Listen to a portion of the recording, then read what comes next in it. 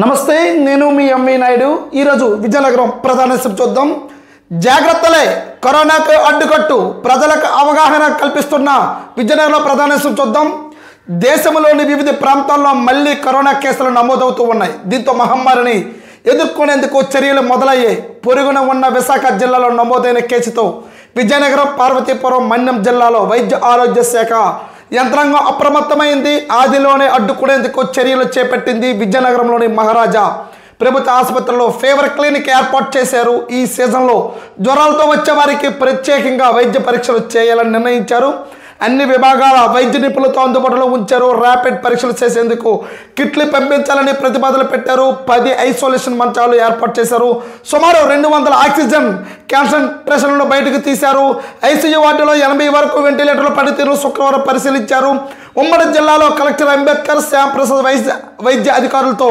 వేరువేరుగా సమావేశం ఆదేశాలు జారీ చేశారు ఆ మేరకే డిఎంహెచ్ఓలు జీవనరాణి భాస్కర్ రావు సంబంధిత అధికారులు క్షేత్రస్థాయి సంబంధించిన అప్రమత్తం చేశారు ముందు జాగ్రత్తలు తీసుకునేలా ప్రజలకు అవగాహన కల్పించాలని ఆదేశించారు మాస్కులు ధరించడం శానిటైజర్లు వినియోగించడం తదితర సూచనలు చేయనున్నారు కనీసం జాగ్రత్తలు పాటిస్తే చాలన్నారు జ్వరం దగ్గు శ్వాస తీసుకోవడంలో ఇబ్బంది ఉంటే సమీపంలో వైద్యశాలలను కూడా సంప్రదించాలని చెప్తూ ఉన్నారు అలాగే రైతు బజార్లో మార్కెట్లలో సంతల్లో ఎక్కువ మంది ఒకే చోట గుమ్మిగూడొద్దని డిఎంహెచ్ఓ జీవనరాణి సూచించారు జిల్లా కేంద్రంలో ప్రధాన ఆసుపత్రిలో ఆక్సిజన్ పైప్ లైన్ల నిర్వహణ వ్యవస్థను పరిశీలించామని చెప్పారు మహారాజులో సన్నిహిత చర్యలు చేపట్టామని సూపరింటెండెంట్ ఎస్ అప్పలేడు పేర్కొన్నారు ప్రజల ఆందోళన చెందిన అవసరం లేదు అన్నారు అయితే ఇక్కడ మనం చూస్తూనే ఉన్నాం సన్నిహిత చర్యల్లో భాగంగా విజయనగరం ప్రభుత్వ ఆసుపత్రిలో వృద్ధులకి చికిత్స అందిస్తున్న వైద్యులు మన స్క్రీన్ పై చూస్తూ ఉన్నాం అయితే కరోనా గురించి ఎవరు భయాందోళన చెందిన అవసరం లేదు కేవలం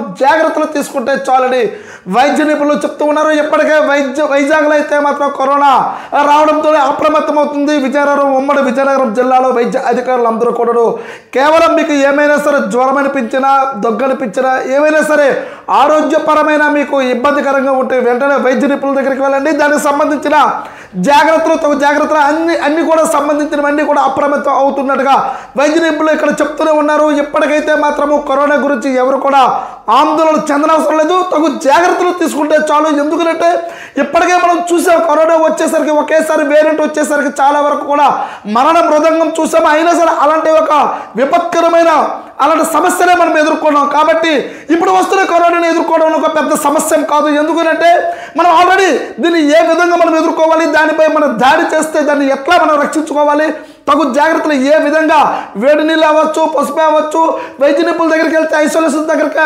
సంబంధించిన టాబ్లెట్స్ అవ్వచ్చు ఇవన్నీ కూడా వైద్య నిపుణులు అసలు మనం కరోనాకే మించే మనం పోరాడాం ఇప్పుడు వచ్చిన కరోనా గురించి మనం అందరూ కూడా తగు జాగ్రత్తలు అయితే ఖచ్చితంగా మాస్కులు అయితే శానిటైజేషన్ అవనియండి మనం జాగ్రత్తలు తీసుకునేటప్పుడు ఖచ్చితంగా కరోనా అయితే మాత్రం అంత ప్రమాదకరంగా కాదు అని వైద్య నిపుణులు చెప్తూ ఉన్నారు ఎక్కడ కూడా 10 మంది కూర్చున్నా సరే ఎక్కడ ఉన్నా సరే కొద్ది దూర డిస్టెన్స్ కొద్ది రోజులు ఎందుకంటే మళ్ళీ ఆ వేరేట్టు కనిపిస్తూ ఉంటుంది కాబట్టి ఖచ్చితంగా దానికి సంబంధించిన వాళ్ళు ప్రతి ఒక్కరు కూడా అప్రమత్తమైతే ఈ కరోనాని ఖచ్చితంగా జయించగలం ఒక అధికారులే కాదు అది మనలో కూడా రావాలి కాబట్టి ఎప్పటి నుంచే దానికి తగు జాగ్రత్తలు తీసుకోవాలన్నట్టుగా వైద్య నిపుణులు ఇక్కడ చెప్తున్నట్టు మనకు తెలుస్తూ ఉంది అలాగే ఒక్కసారి గుండెను ఢీకొడుతుంది మృత్యువును రాజేస్తుంది అన్నట్టు ఇక్కడ అప్రమత్తం అవసరమన్నట్టు భారీ శబ్దాలతో ప్రాణాలకు ముప్పు డీజేల వద్దకు వెళ్ళగానే గుండె అదిరిపోయినట్లు అనిపిస్తూ ఉంటుంది అప్పుడే అప్రమత్తం కావాలి చెవులు పనిచేయట్లేదు గీయమని సౌండ్ వస్తుంది అంటే కర్ణబేరి ప్రమాదంలో ఉన్నట్లే తెలుసుకోవాలి కానీ చాలామంది పట్టించుకోరు గుండె సమస్యలు ఉన్న వారికి ముప్పు పొంచి ఉంటుంది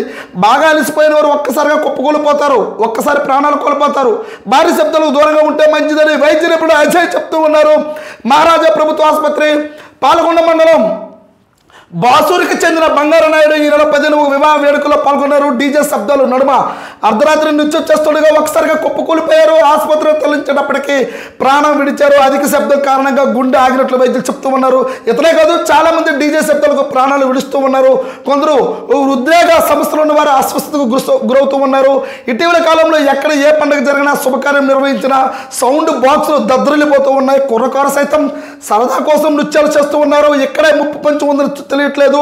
గుండె ఒక్కసారిగా ఆగిపోయే ప్రమాదం ఉంది. చప్పుడు ఎక్కువైతే వినికిడి శక్తిని కోల్పోతారు. చెవుల నుంచి రక్తం రావచ్చు. బ్రెయిన్ స్ట్రోక్ బారిన పడతారు. అధిక రక్తపోటు గురవడం, నిద్రలేమి, విపరీతమైన ఒత్తిడి, మానసిక ఆందోళన, గర్భ విచిత, గర్భంలో శిశువులకు 30 నెలలుగా కూడా ఇక్కడ చెప్తూనే ఉన్నారు. అయితే శుభకార్యాలకు ఇతర సందర్భాల్లో డీజేలకు అనుమతులు లేవని పాల్గొన్న డిఎస్పీ రాంబాబు తెలిపారు. కానీ చాలా మంది నిబంధనలకు విరుద్ధంగా పెడుతూ ఉన్నారు అని చెప్తూ ఉన్నారు.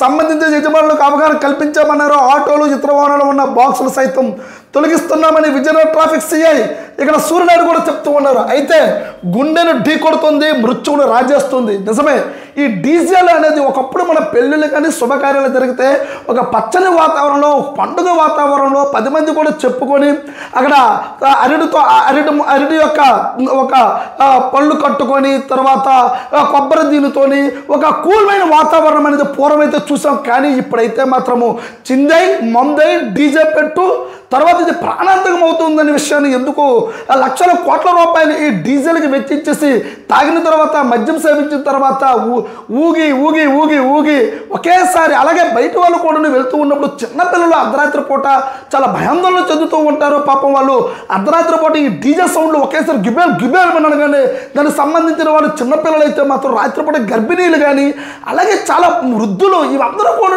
మనం దృష్టిలో పెట్టుకోవాలి. ఎందుకంటే మన సమాజంలో బ్రతుకుతూ ఉన్నాం. ఇది మన యొక్క ఆనందం కోసం అయితే మనం అడవుల్లో లేవు. ఇది కేవలం ఏంటంటే మన సమాజంలో ఉండడం పక్కవారు బాధపడతారు. వాళ్ళకి ఏమైనా జరిగితే వాళ్ళ నష్టాన్ని ఎవరు పూరుస్తారు అనేది కూడా కనీసం మన బాధ్యత అనేది ఉండాలి. లేకపోతే మాత్రము ఇట్లాంటి అవంతరాలమైన మనం అది భగవంతుడు వచ్చేటప్పుడు మరణం అనేది ఎవరు కూడా తీర్చిదిద్దలేదు. కానీ ఇది కోరినే తెచ్చుకున్నట్టుగా ఈ డీజే సౌండ్లకైతే మాత్రం ఇప్పటికైతే మాత్రం పోలీస్ యంత్రాంగం కూడా ఒక పక్క చెప్తూనే ఉంది. మేము ఎక్కడ కూడా వాటి పర్మిషన్ ఇవ్వడం లేదు. కానీ ఇష్టానుసారంగా వీళ్ళని డీజిల్ పెట్టడం వల్ల ఇప్పటికే కేసులు కడుతూ ఉన్నాం. కానీ ఇప్పటికైనా సరే ఎందుకు పెళ్ళి అంటే ఆ డబ్బులు ఏదో 10 మందికి అన్నం పెడితే వాళ్ళ పేరైనా చెప్పుకుంటారు. ఇలా లక్షల రూపాయలు ఎందుకు వ్యసనాలకి, మద్యానికి, డీజేలకి, లైటింగ్లకి కోట్ల రూపాయలు వెచ్చిస్తూ ఉంటారు. కాబట్టి ఎప్పటికైనా సరే ఈ డీజిల్ అనేది చాలా తక్కువ చేయాలని అయితే మాత్రం వైద్య నిపుణులు చెప్తున్నట్టుగా మనకు తెలుస్తూనే ఉంది. అలాగే ఒకసారి విజయనగరంలో ప్రధాన చూద్దాం. పండగ వాతావరణంలో రేషన్ పంపిణీ అందుబాటులో 1249 దుకాణాలు. పౌర సరఫరాల అధికారి జూన్ 1వ తేదీ నుంచి జిల్లాలో 1249 రేషన్ దుకాణాల ద్వారా ప్రజలకు సరుకులు పంపిణీ చేయనున్నట్లు పౌర సరఫరాల జిల్లా అధికారి మధుసూదన్ రావు తెలిపారు. ఇప్పటికే ట్రయల్ రన్ వేశామని చెప్పారు. తొలి రోజే పండుగ వాతావరణంలో లబ్ధిదారులకు అందిస్తామని పేర్కొన్నారు. నియోజకవర్గానికి దుకాణాన్ని ఎంపిక చేసి స్థానిక ఎమ్మెల్యే ద్వారా ప్రారంభించేందుకు చర్యలు తీసుకుంటామని అన్నట్టుగా ఇక్కడ ముఖాముఖులు చెప్తూ ఉన్నారు. గతంలో ఎండిఏ వాహనాల ద్వారా ఇచ్చేవారు. ఇక నుంచి దుకాణం వద్ద డీలర్లు కార్డులకు ఇస్తారు, వేలి ముద్రలు వేయిస్తారు. అవి పడకపోతే ఐరిషన్ పరిగణలో తీసుకుంటారు. 65 సంవత్సరాలు దాటిన వృద్ధులకు, దివ్యాంగులకు ఇంటికి వెళ్ళి రేషన్ అందిస్తారు. ఇలాంటి వారు 65,913 మంది ఉన్నట్లు గుర్తించారు. అయితే 5వ తేదీలోపే దుకాణాలకు సరుకులు చేరాలని ఆదేశించు. ఇతర ప్రాంతాలకు తాత్కాలిక వలస వెళ్ళిన వారు పోర్టబుల్ ద్వారా సమీపంలో ఉన్న దుకాణాల్లో పొందవచ్చని చెప్తూ ఉన్నారు. జిల్లాలో ఇక్కడ 5,71,000 బియ్యం కార్డులు ఉన్నాయి. ఈ నెల 9,000 మెట్రిక్ టన్నులు బియ్యం, 350 మెట్రిక్ టన్నుల పంచదార అవసరమవుతుంది. ఎంఎల్ఎస్ పాయింట్ల నుంచి దుకాణాలకు ఎప్పటికే తరులుతూ ఉంది. ఉదయం 8 గంటల నుంచి మధ్యాహ్నం 12 గంటలు, సాయంత్రం 4 నుంచి రాత్రి 8 గంటల వరకు ఇవ్వాలని ప్రభుత్వం నిర్దేశించింది. ఆ వేళలో దుకాణాలు తెరిచే ఉంచాలని స్పష్టం చేశారు. ప్రతి నెల 1 నుంచి 15వ తేదీ వరకు లబ్ధిదారులు తీసుకోవచ్చన్నట్టుగా మనం చూస్తూనే ఉన్నాం. అయితే ఇక్కడ మనం ప్రధానంగా చూస్తూ ఉన్నాం. పంపిణీ నేపథ్యంలో దుకాణాలు సిఎస్డిటీల ద్వారా తనిఖీలు చేయిస్తూ ఉన్నాం. ప్రత్యేక యాప్లు వాటి పరిస్థితి, నిల్వల వివరాలను నవీకరణ చేస్తూ ఉండడం. మండల కేంద్రాల్లో తూనికలు, కొలతల శాఖ, విజన్ టెక్ సిబ్బందితో ఆ యంత్రాలకు మరమ్మతులు చేస్తూ ఉన్నాం. ఈ పోస్ట్ యంత్రాల్లో నూతన సాఫ్ట్వేర్ ప్రవేశపెట్టాం. ఇప్పటి వరకు 900 దుకాణాలు చూస్తాం. శనివారం నాటికి ప్రక్రియ పూర్తి చేస్తాం. బియ్యం కార్డుల అందజేత నిరంతర ప్రక్రియ. కొత్తగా పొందాలనుకునేవారు చేర్పులు మార్పులకు సచివాలయాల్లో దరఖాస్తులు చేసుకోవాలి. పరిశీలించి 21 రోజుల్లో క్యూఆర్ కోడ్తో కూడిన స్మార్ట్ కార్డులు ఇస్తాం. యాప్ తీసుకొస్తుంది. దీని ద్వారా సరుకుల సరఫరాతో అవినీతి జరగకుండా ప్రభుత్వం యాప్ కూడా తీసుకొస్తుంది. దీంట్లో డీలర్ల వివరాలను ఫోటో కూడా ఉంటాయి. తూకంలో తేడా లేకుండా చూద్దాం. అలాగే ఆపరేటర్ల వాహనాలు, ఎండిఏ వాహనాలన్నీ ఆపరేటర్లకే ఉండిపోయాయి.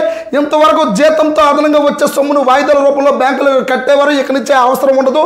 కార్పొరేషన్లు మిగిలిన నిధులు చెల్లిస్తాయి. జిల్లాలో 370 వాహనాలు ఉన్నాయి. 26 మంది చోదకులు మధ్యలోనే మానేశారన్నట్టుగా మనం ఇక్కడ చూస్తూ ఉన్నాం.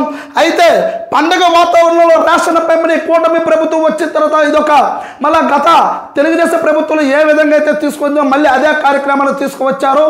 అయితే ఇక్కడ సమయ పాలన కూడా చెప్తూ ఉన్నారు. ప్రతి ఒక్క లబ్ధిదారుడు కూడా రేషన్ ఇవ్వాలి.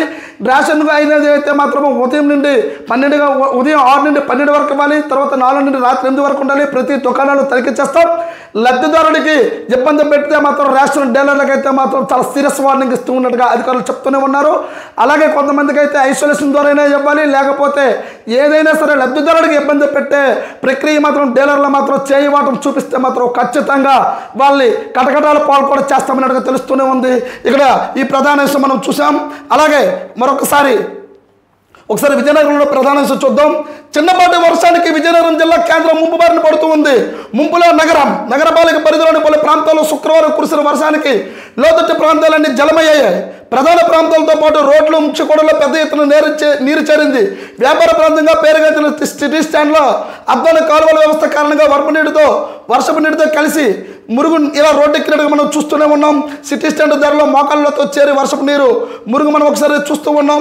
అయితే చిన్నపాటి వర్షాలకే మొత్తం ఇప్పుడు నగరం అనేది మునిగిపోతున్నట్టు మనం చూస్తూనే ఉన్నాం.